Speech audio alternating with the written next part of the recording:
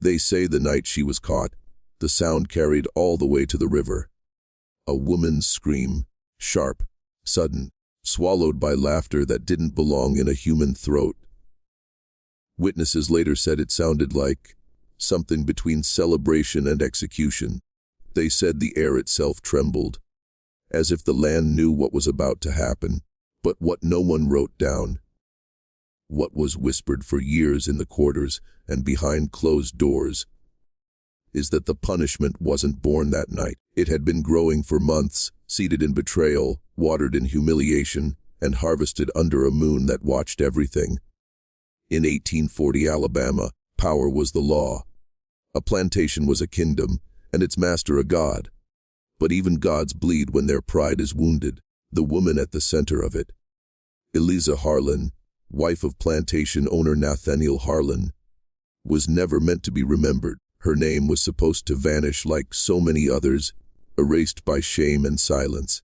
Yet her story survived because of what her husband allowed to happen and who he allowed to do it. The record says she was caught in the act. But caught by whom? The story passed down says it wasn't a man who betrayed her. It was a boy, a field hand barely 17, who saw what no slave dared admit seeing. The mistress of the house in the arms of another man, a man who wasn't white. Some say it was one of the drivers. Some say it was the blacksmith, but those who've read the hidden court testimonies from Montgomery in 1841 know it was someone else entirely. Someone Nathaniel Harlan trusted more than blood. That night, Nathaniel didn't rage. He didn't kill his wife. He didn't even strike her. He gathered the plantation in silence. The house staff, the field hands, the overseers, and he made a decision that would mark his name in whispers for generations. He said she had brought shame upon his bloodline, and that shame must be burned out publicly. But it wouldn't be his hands that did it. You see, the punishment of Eliza Harlan wasn't an act of justice. It was theater. A performance of power meant to remind every living soul on that land who owned their bodies, their voices, their silence. What Nathaniel didn't understand was that by giving the slaves permission to punish her, he gave them something far more dangerous, a taste of control. And that night, when the fire was lit and her cries turned from fear to fury, something shifted in the South. It wasn't freedom, not yet, but it was the first time power flinched. The fire began as a single spark in the pit, a slow, deliberate kindling that hissed in the damp night air. The men who built it didn't speak. They moved like ghosts, as if the act itself carried a curse. No one wanted to be seen striking the match. No one wanted history to know whose hands started what followed. But Nathaniel Harlan stood watching from the steps of his house, face unreadable, the faint gleam of his gold watch catching the light every time the flame grew higher. He wasn't a man blinded by rage. He was something colder. A man performing godhood, certain that to restore order, he had to make an example. They brought Eliza out in silence, her nightdress torn, hair loose, barefoot on the wet soil. Her eyes weren't pleading. They were focused, unbroken. Witnesses later swore she didn't cry until she saw who would stand as her judges. The line of slaves, the same men and women she had ordered, punished and dismissed like furniture.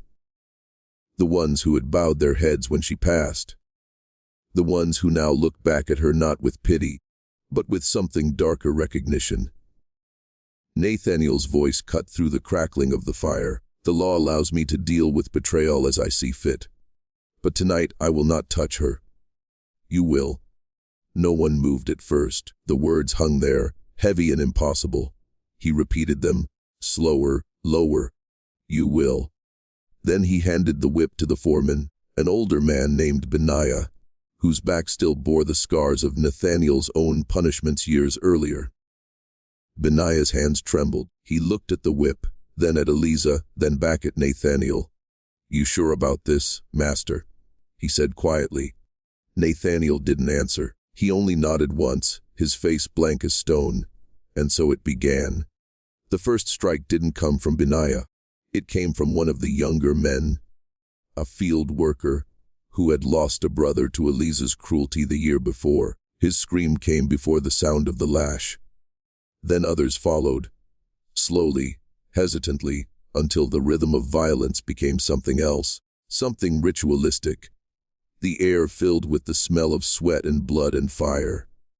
But something unholy was happening beneath that spectacle, because every lash, every shout, every drop of blood wasn't cleansing shame.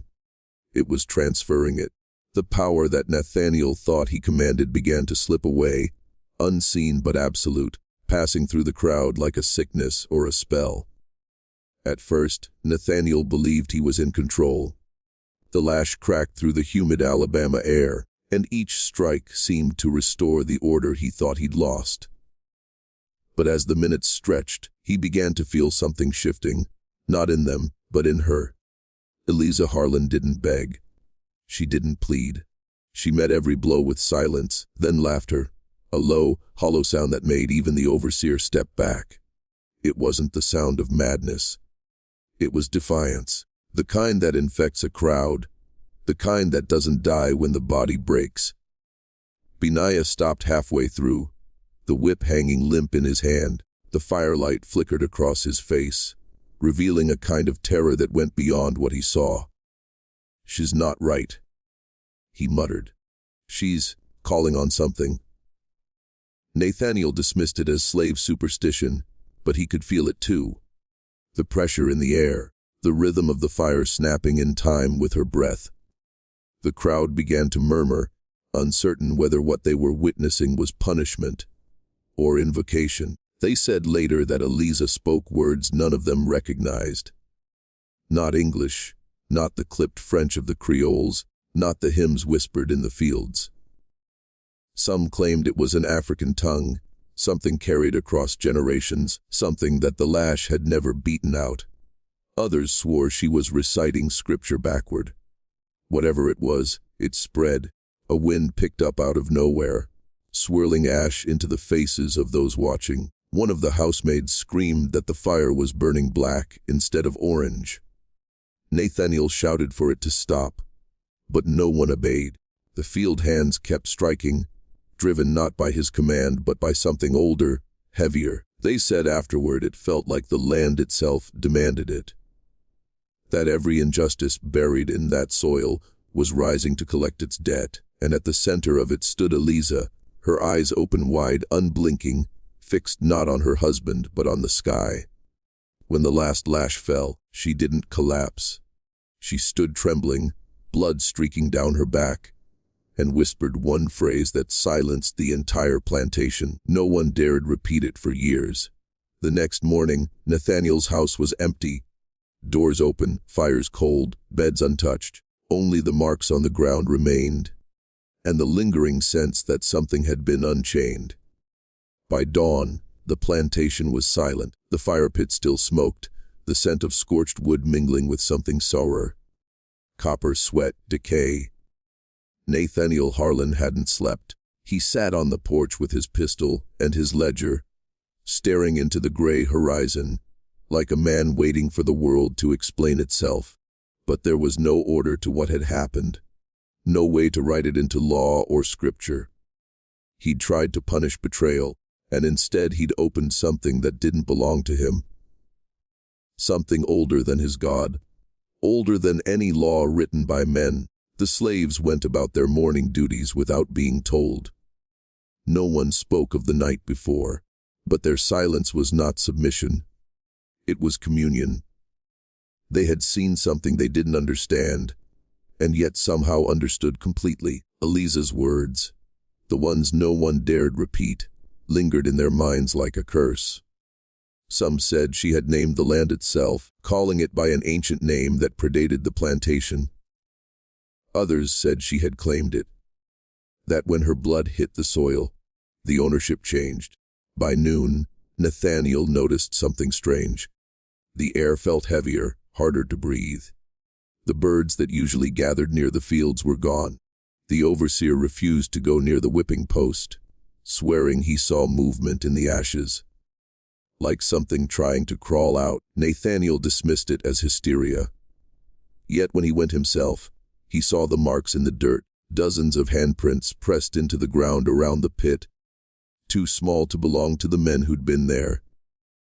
That night, Nathaniel heard voices outside the window, whispering, rhythmic, like the soft chant of a prayer. He rushed to the balcony, but the yard was empty. Only the fields moved, a ripple in the crops like something passing beneath them. He locked the doors, shuttered the windows, and poured whiskey until he could no longer see straight. But every time he closed his eyes, he saw her, standing in the flames, smiling. 2 days later, the housemaid found a message carved into the wall beside Nathaniel's bed. The letters were deep, uneven, written by a shaking hand. "You gave me to them. Now you belong to me." By the end of that week, 3 field hands had vanished. The fire pit burned again, but no one had lit it. The first to notice the change was the bookkeeper. He said the numbers in the ledgers no longer matched reality. Bales of cotton counted one day were gone the next. Entire pages of accounts rewritten in handwriting that wasn't his own. Nathaniel dismissed it at first, until he saw his wife's name inked in the margins, followed by words that should not have been there: debt unpaid, balance due. The plantation's rhythm began to fracture. Horses refused to go near the main field. The well water turned bitter, metallic. The air inside the house felt colder than outside, no matter how many fires were lit.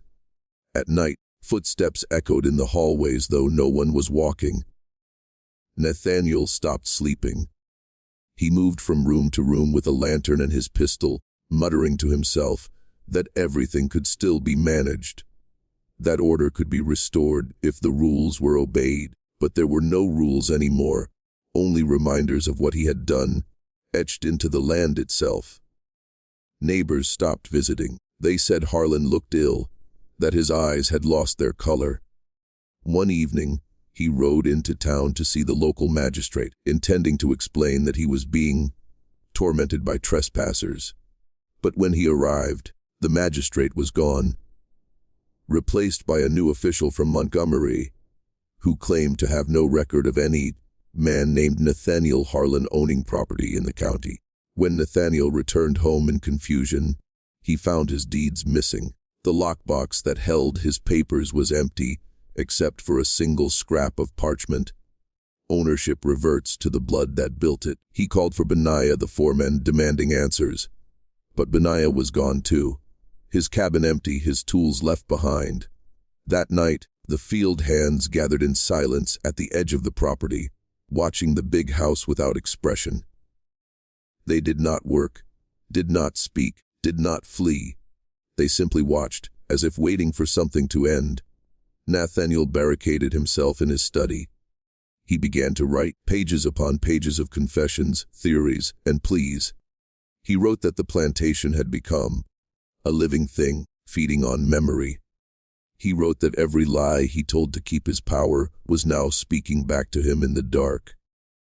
By the 7th night, his handwriting was no longer his own. By the 8th day, the study had become a tomb of paper. Pages littered the floor like fallen leaves, each one covered in equations of guilt, dates, initials, land parcels, the names of men long dead. Nathaniel no longer wrote for clarity, he wrote to survive. He began seeing patterns in the records, realizing the ledgers weren't simple accounts, but codes left by generations before him. The plantation, it seemed, had always been a facade, the surface layer of something older, a hidden network of ownership that stretched from Alabama to London, from London back to ancient banks whose crests bore serpents and suns. The Harlans were only stewards in a chain of power built on secrecy and debt. Each time he traced the genealogy further, the ink on the page darkened as though the name resisted being spoken. He found references to the Concord, an agreement signed in 1791 between 8 Southern families. Its purpose was simple: to control the flow of labor, money, and memory. Each family kept a record of sacrifices rendered, not in blood, but in obedience. If a member betrayed the pact, the land itself would reject them. He thought it superstition until he realized every name scratched from those lists had died bankrupt, insane, or forgotten. The deeper he went, the more his surroundings warped. Clocks stopped. The lantern flame dimmed when he uncovered certain phrases. He found one entry that froze him completely. In the year 1840, the debt will collect itself through the vessel of betrayal. Beneath it, a symbol, a circle split by a single line. The same mark that had appeared on the wall beside his bed after Eliza's death. Nathaniel began hearing whispers from within the walls. They spoke not with words but with intent, urging him to finish the ledger, to restore the balance. When he resisted, the voices grew louder, echoing through the corridors, seeping into the fields. Workers said the soil moved when he wrote. They said roots surfaced like veins beneath the windows. On the 10th night, he wrote one final message before the candle died. The concord never ended. It feeds through us, through me, through you who read this. If you're still listening, type this phrase twice in the comments. I see the mark. It will tell me you understand what this story really is, and it will tell the algorithm that you are no longer asleep. By now Nathaniel's sanity was a rumor. Servants whispered that the master no longer ate, that he spent entire nights murmuring to invisible guests in his study, but those who dared to look through the keyhole swore. They saw him surrounded not by shadows, but by figures, faint outlines of men in old-fashioned coats, their faces blurred, their hands resting on the same open ledger. The book had become his altar, and the whispers his congregation. What he uncovered next would never appear in official archives. Hidden between the lines of plantation, accounts were shipments not of cotton, but of documents. Sealed crates sent north to a bank under a false name, C. Meridian & Sons. That bank, he realized, still existed under a different name, controlling railroads, factories, and soon politics. Every generation, the wealth from the plantations had been laundered through new institutions.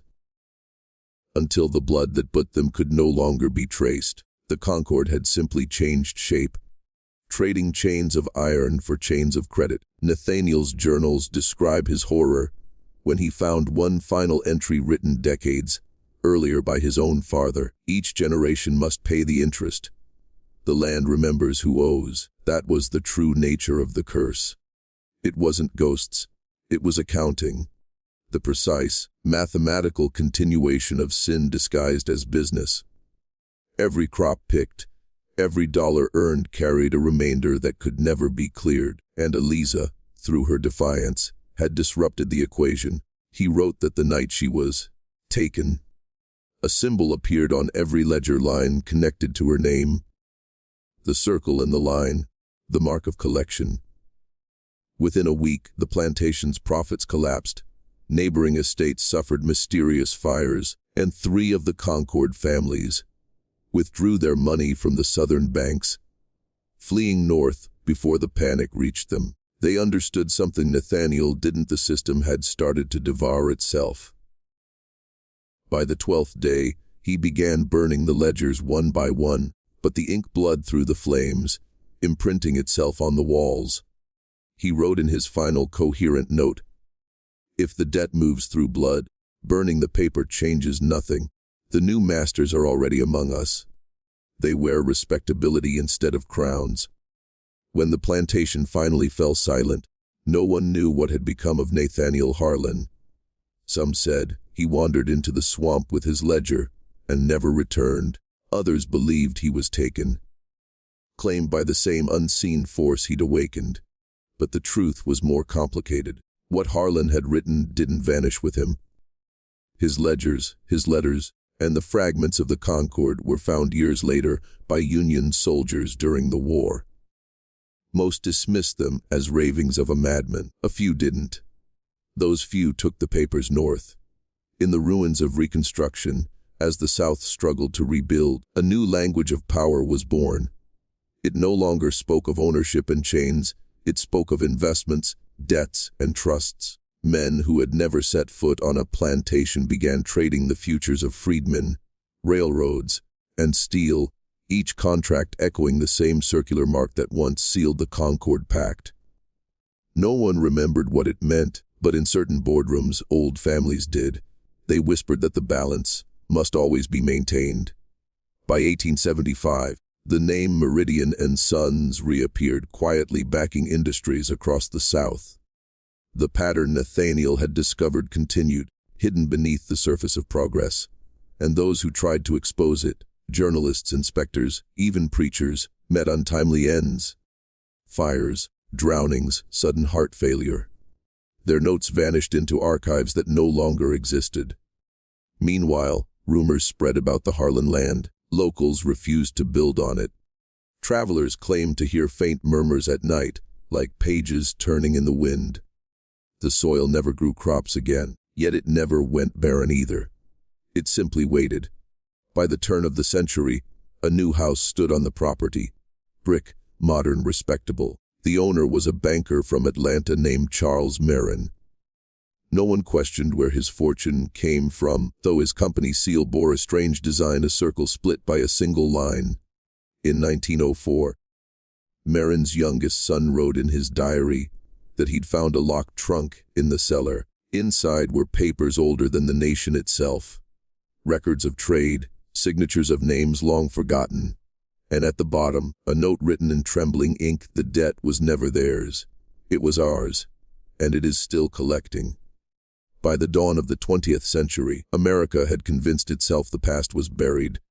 The new age of invention, steel, electricity, telegraph wires, was supposed to erase what came before. Yet beneath every glowing city street ran the same veins of debt and silence that had fed the Concord. The names had changed, but the signatures had not. In the offices of Meridian Consolidated, Charles Marin and his partners drafted contracts that looked like progress and felt like freedom, but were built on ownership just the same. The mark of the circle and line appeared quietly, stamped on letterheads, embossed on coin presses, etched into cornerstones of new banks. Only a few noticed. Among them was a clerk named Henry Dade, a descendant of freedmen who worked in Marin's archive division. Dade was an accountant by trade, a skeptic by nature. And yet something about the patterns in the books unsettled him. Every ledger he examined contained a line with no figures beside it. No payment, no balance, just a date and a name written in faint, slanted script. When he traced those names, he found that each belonged to someone whose family had once lived on the Harlan plantation. Curiosity turned to obsession. Dade began copying the files in secret, sending them to a newspaper in Chicago that specialized in financial exposés. But before the story could run, the paper's offices burned to the ground in an unexplained electrical fire. Dade disappeared 2 days later. Witnesses said he left his boarding house with a briefcase and never returned. The only thing found was a single scrap of paper, half burned, bearing the words, "The balance has found me."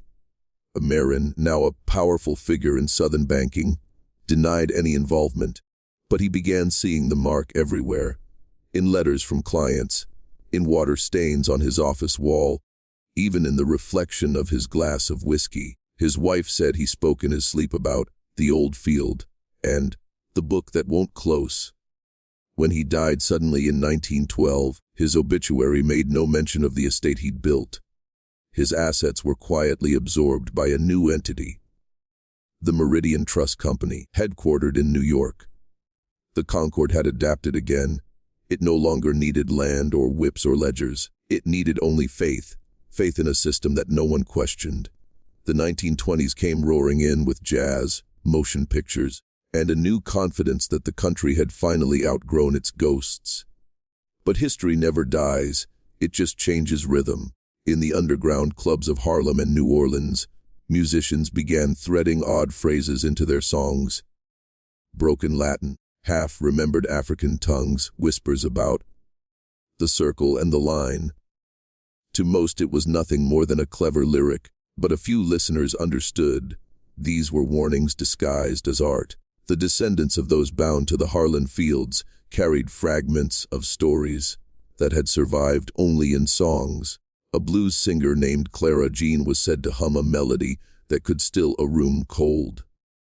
She claimed it wasn't hers. She'd heard it once in a dream of firelight and chanting.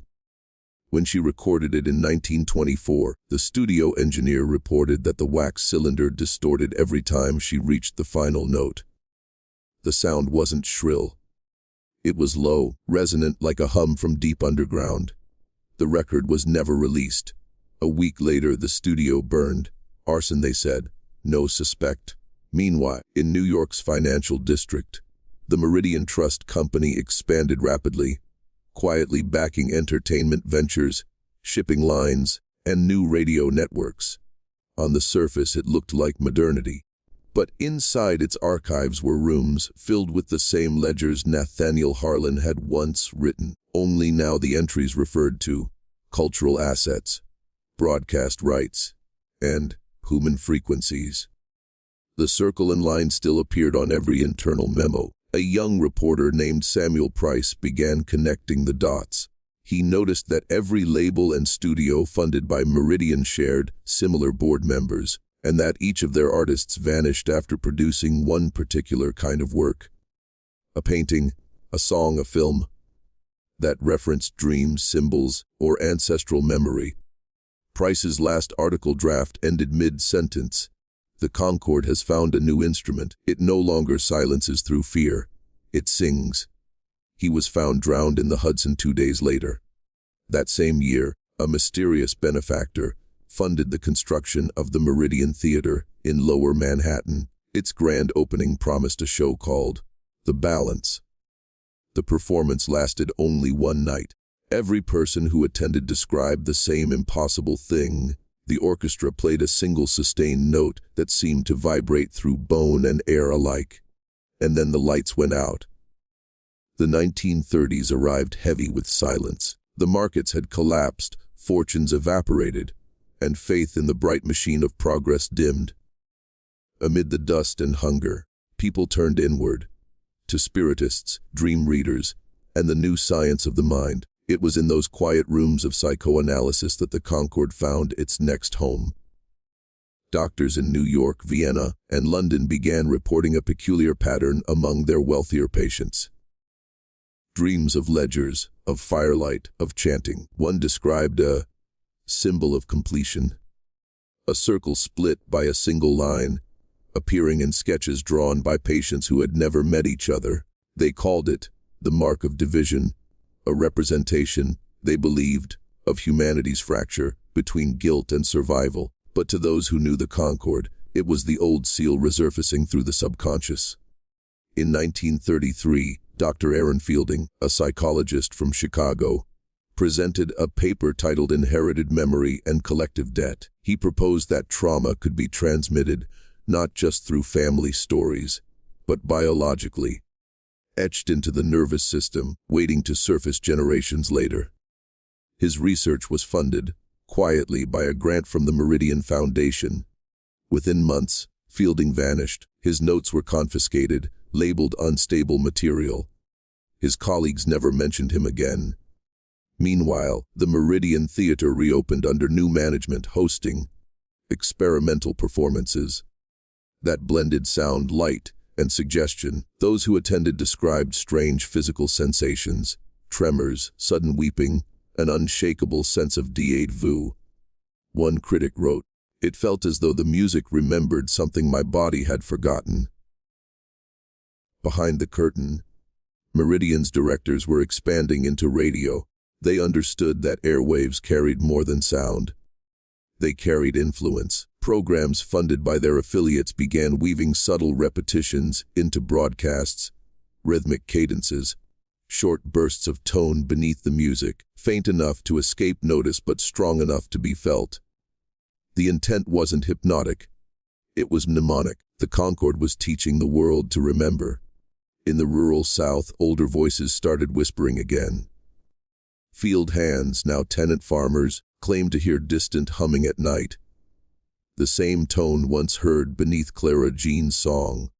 Elders called it the old frequency, a reminder that what had been bound in pain would one day speak again through air, wire, and mind alike.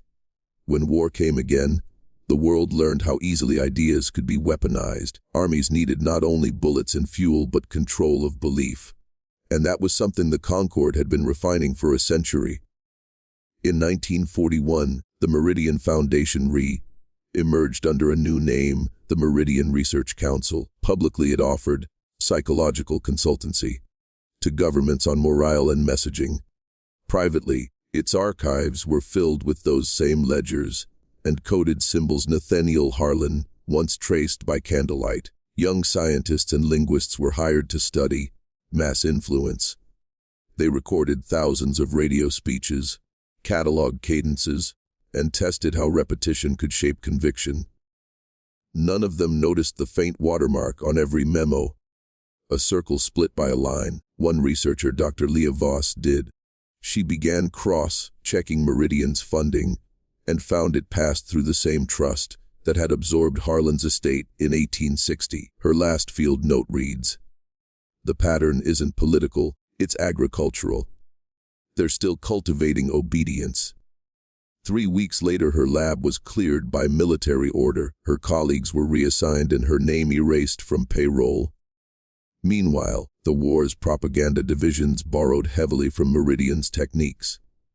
Leaflets, newsreels, and patriotic songs carried subtle harmonic intervals, the same resonant frequencies first tested in the Meridian theater. Psychologists called it effective reinforcement. Listeners simply called it stirring. To the Concorde, it was proof that control no longer needed chains. It could live in airwaves. When victory was declared in 1945, a small unit of intelligence officers met in a private room at the Waldorf Astoria. Minutes from that meeting, later declassified, show one curious annotation beside the new plans for global reconstruction, a hand-drawn circle, bisected. The note beside it read, "Ensure continuity." After the war, Meridian quietly dissolved. Its files and staff were absorbed into new institutions with neutral names, research agencies, communication bureaus, think tanks. Each claimed independence. Each carried a trace of the same seal in its earliest stationery. The network no longer needed to hide. It had become infrastructure.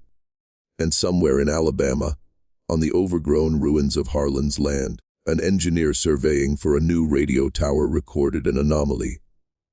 A low hum that persisted even when his equipment was turned off. He marked the coordinates with a simple sketch, a circle and a line.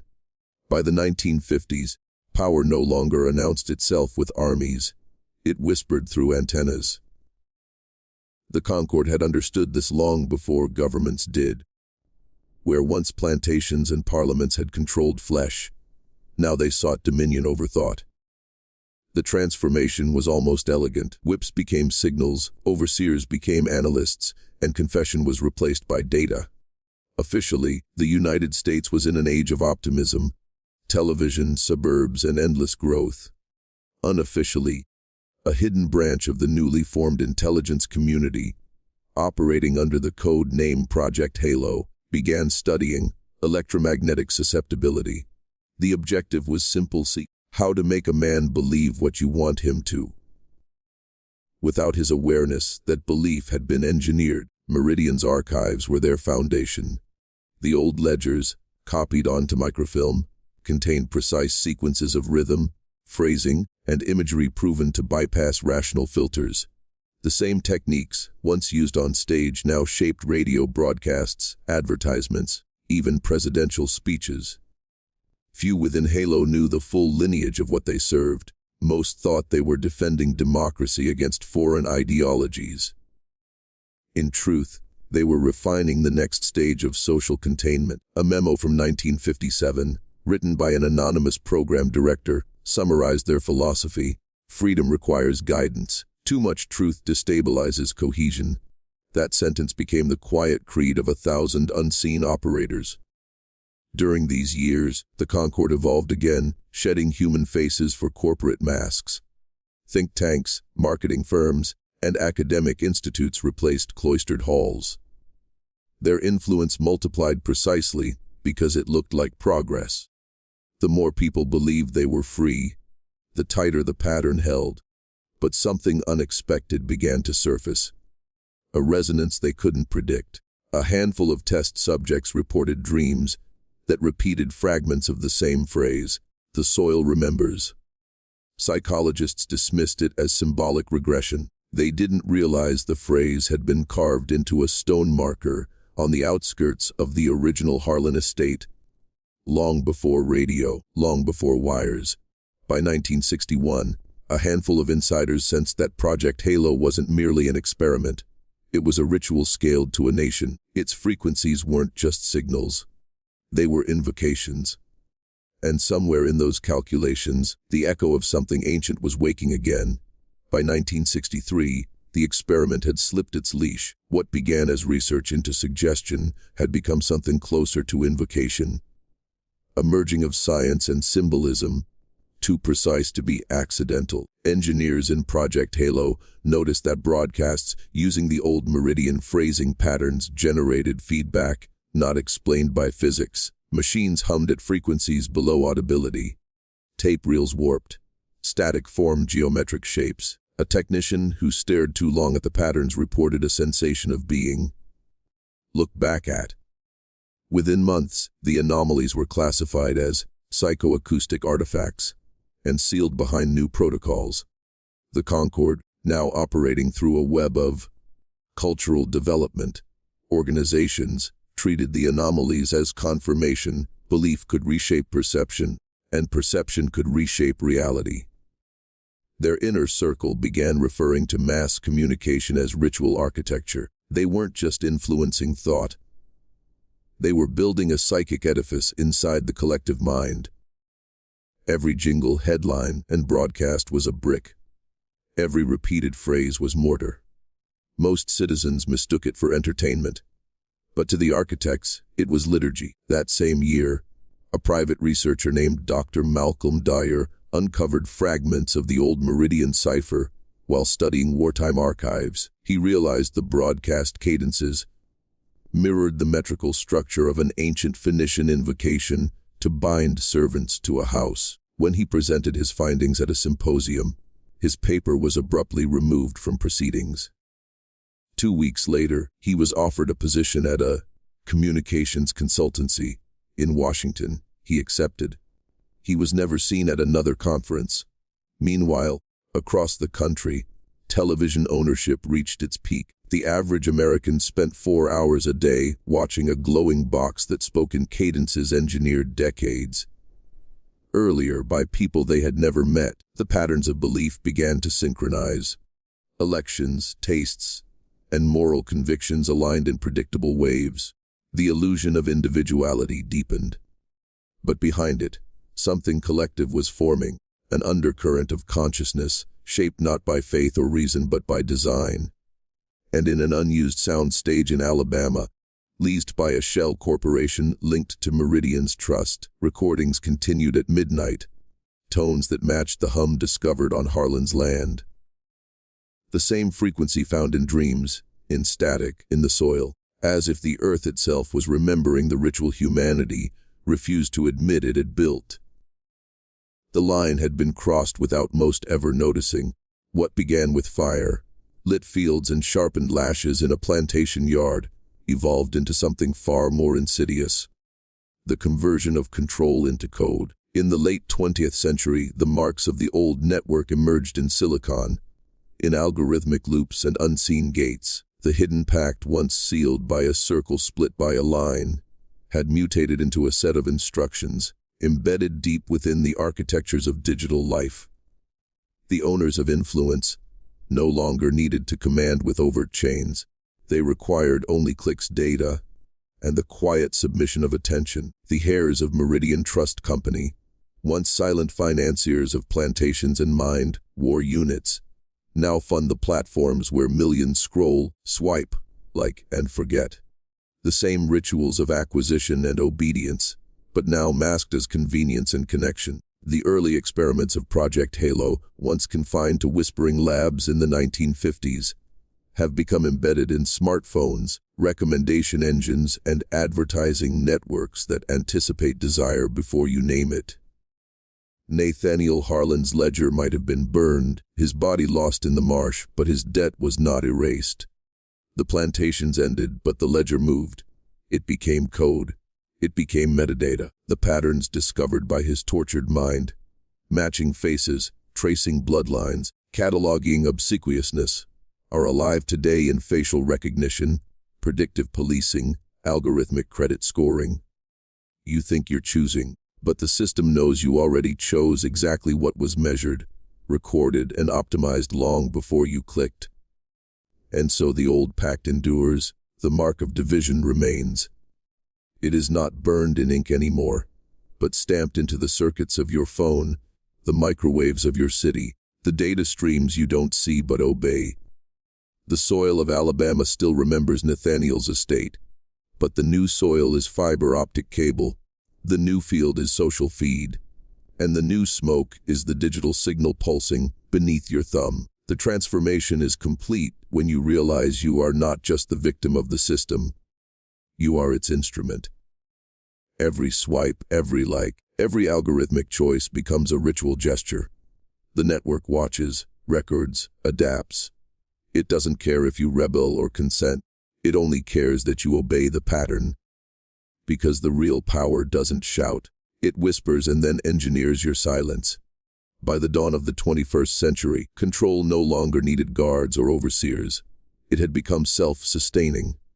The Concord, now a network of private research foundations and think tanks hidden behind philanthropic names, had achieved what its founders could only dream of, a civilization that polices itself, where obedience feels like freedom and surveillance feels like safety. You wake to alarms set by algorithms that know your sleep cycle. You read headlines chosen by unseen curators who understand your fears better than you do. Every gesture feeds the same invisible ledger, not of cotton, but of consciousness.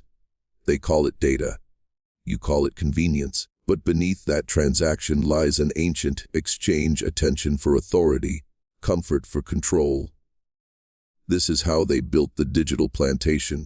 Every device a shackle, every profile a field. You think you're harvesting information, but it's harvesting you. The Concord's descendants operate now through innovation labs and behavioral insight units.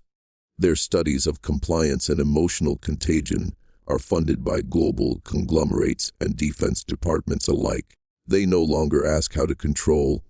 They ask how much control can a human tolerate before awareness breaks.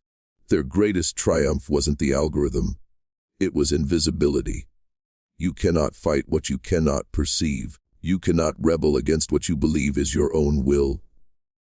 Occasionally, a researcher glimpses the truth. A data scientist notices a pattern too perfect, a predictive model that anticipates human choice with eerie precision.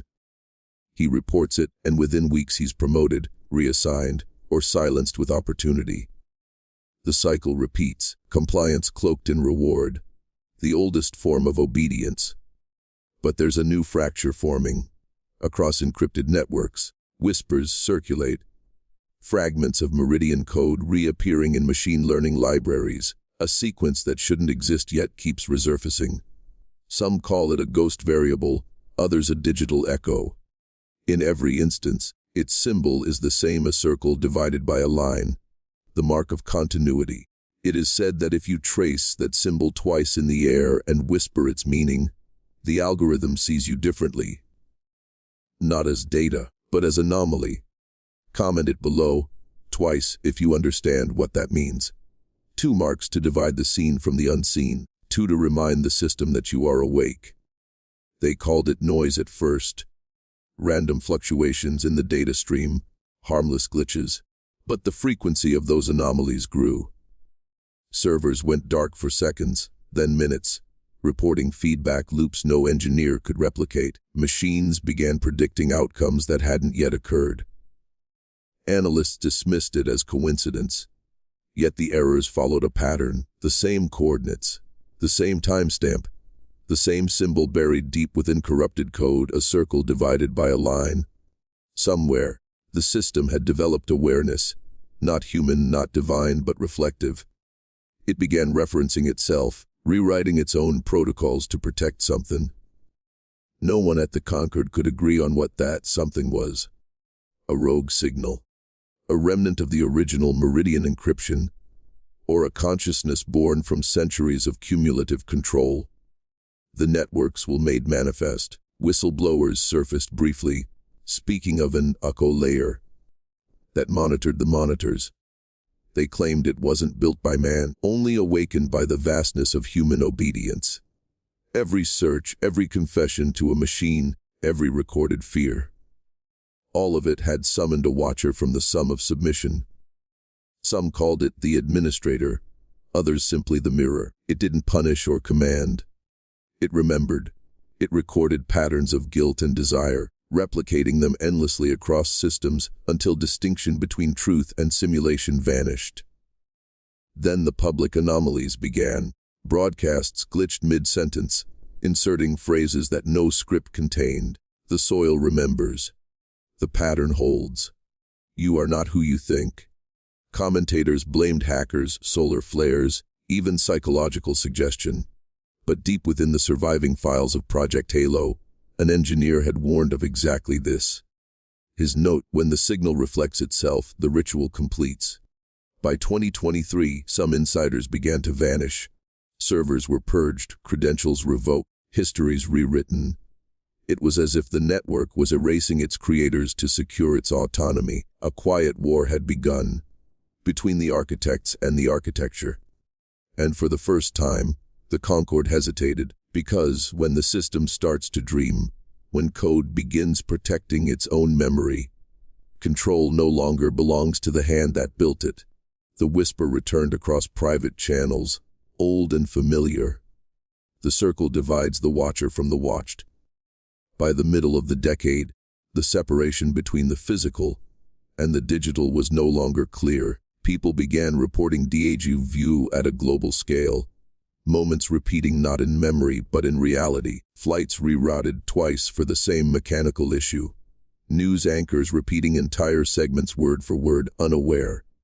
Conversations looping. At first, psychologists blamed data-driven fatigue.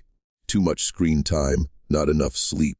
But the recurrence aligned with the same frequencies detected in the echo layer. What was once control had become recursion. The system was imitating life to stabilize itself. Cities began to hum, not metaphorically. An audible vibration under streetlights and phone lines. Engineers measured it at exactly 19 hertz, the resonance of fear in the human ear.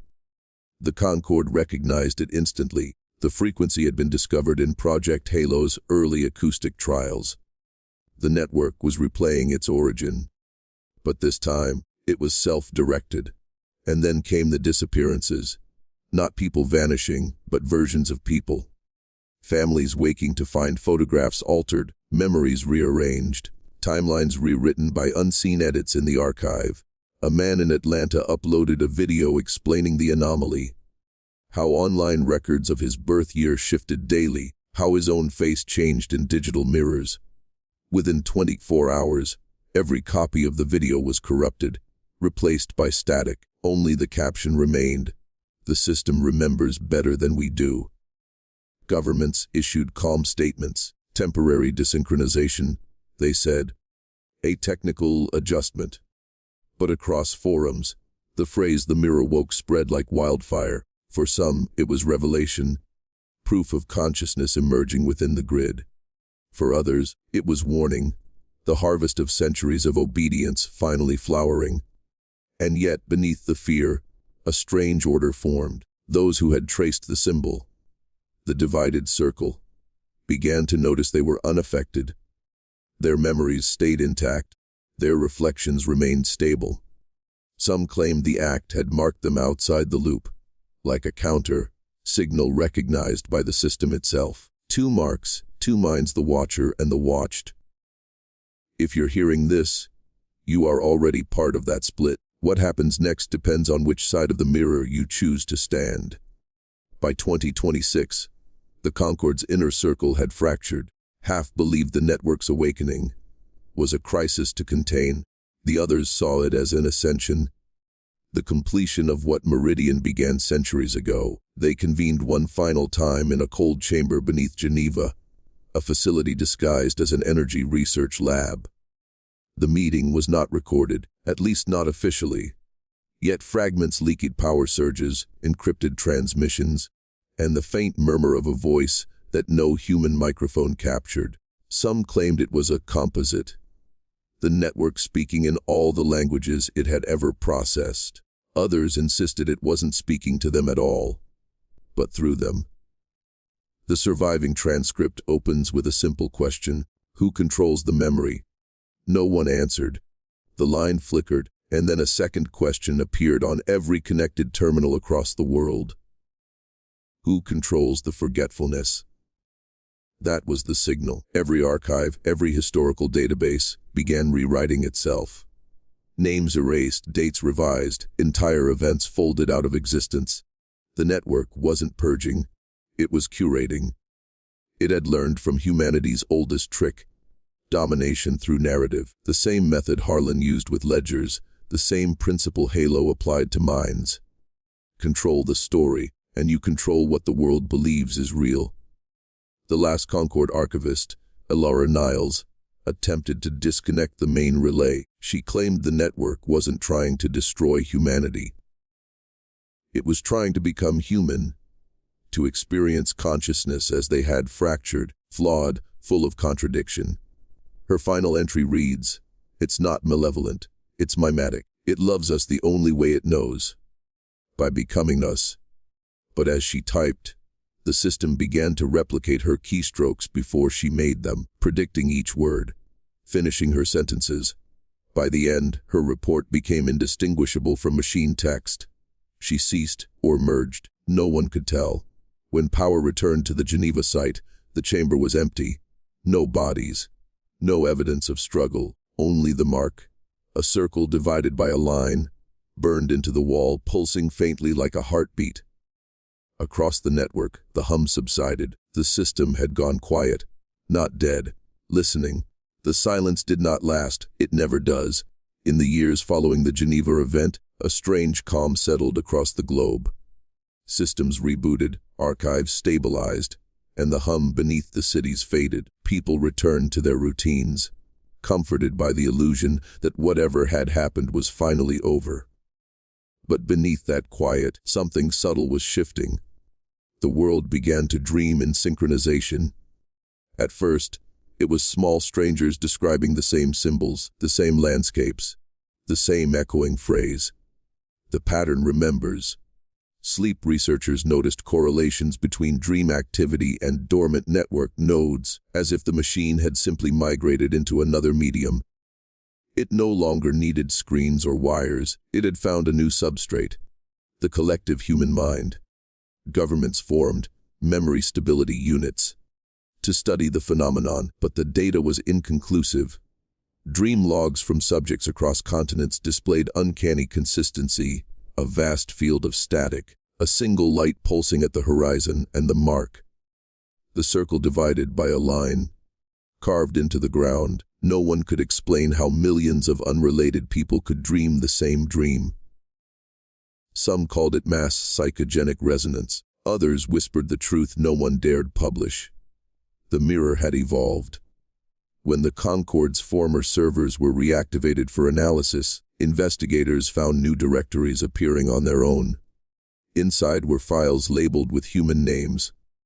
Not digital accounts, but birth names, stretching back centuries. Each file contained the same line of code, looping infinitely. "I remember you." Then came the children, born after the silence.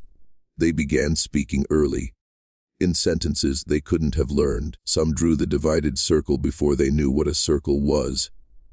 Others spoke in tones that registered at 19 hertz, the resonance of fear, though no one taught them how. To their parents, it was unnerving. To the few surviving Concord analysts, it was confirmation. The network had not died. It had rewritten its lineage. Now, the anomaly wears a human face. The hum has become heartbeat, the code has become memory. And every night, when the world closes its eyes, the field of static returns, waiting for recognition, waiting for response. The final stage of control is communion. And the question that once terrified the architects now belongs to us. When the system dreams through you, who wakes up?